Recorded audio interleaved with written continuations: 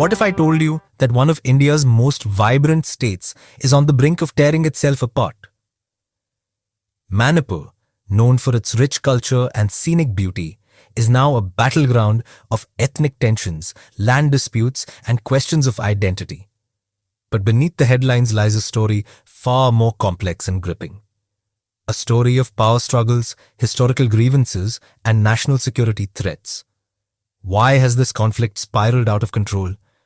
And what does it mean for the future of India's unity? Stay with us as we unravel the truth behind the Manipur unrest.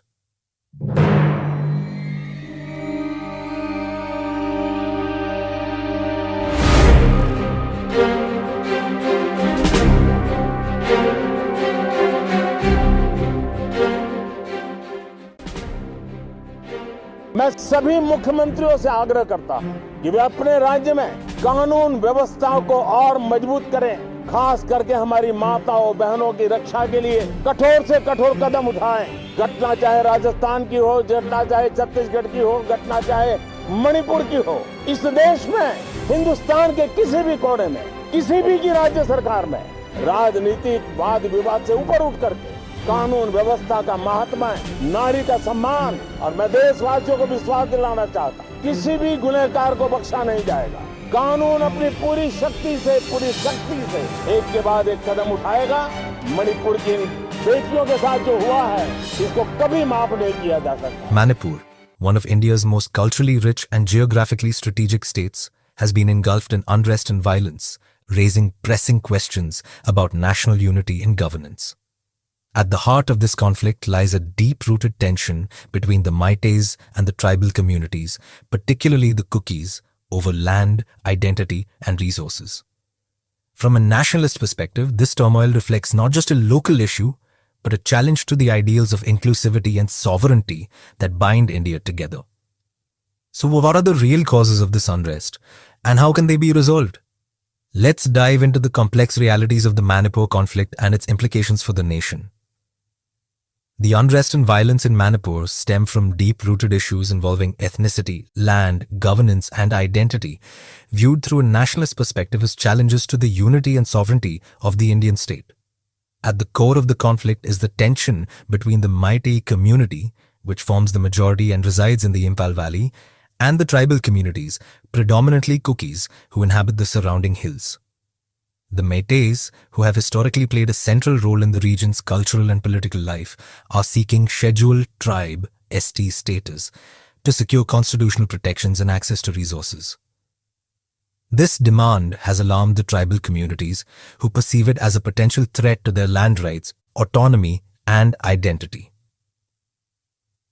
The hills of Manipur, protected under the Manipur Land Revenue and Land Reforms Act, restrict non-tribals, including Meiteis, from acquiring land in tribal areas. This legal framework has ensured the preservation of tribal lands, but has also created a sense of economic and spatial constraint among the Meiteis, whose aspirations of the Meiteis to achieve ST status can be seen as an attempt to strengthen their stake in the nation's development framework, ensuring equitable access to opportunities within the Indian Union. However, the tribal groups view this demand as an encroachment on their constitutionally guaranteed safeguards, leading to resistance and heightened tensions. Adding to the complexity is the issue of illegal immigration and demographic changes in the hill areas. Manipur shares a porous border with Myanmar, and the influx of migrants allegedly settling in Kuki-dominated regions has altered the demographic balance. From a nationalist standpoint, this raises concerns about the integrity of India's borders and the potential exploitation of its resources by non-citizens. The Meitei community often accuses the Kukis of harboring illegal immigrants and being complicit in the drug trade due to the state's proximity to the Golden Triangle, a notorious region for narcotics trafficking. Such accusations, whether accurate or exaggerated, contribute to a climate of mutual distrust and create a perceived threat to the state's social fabric and national security. The violence was further ignited by a directive from the Manipur High Court in April 2023, which urged the state government to consider the Meitei demand for ST status. This decision acted as a flashpoint, leading to widespread protests by tribal groups who felt their rights and privileges were under attack. The subsequent escalation of violence, including arson, killings, and displacement, underscores the fragile intercommunity relations and the failure of local governance to address long-standing grievances. From a nationalist lens, this breakdown of law and order reflects a broader challenge to the state's ability to maintain internal stability and ensure equitable development for all communities. Another significant dimension is the economic disparity between the valley and the hills. The valley, being more developed, has access to better infrastructure and resources, creating a perception of neglect among the hill tribes. This economic gap fuels resentment and the narrative of marginalization among the tribal groups who feel excluded from the state's progress.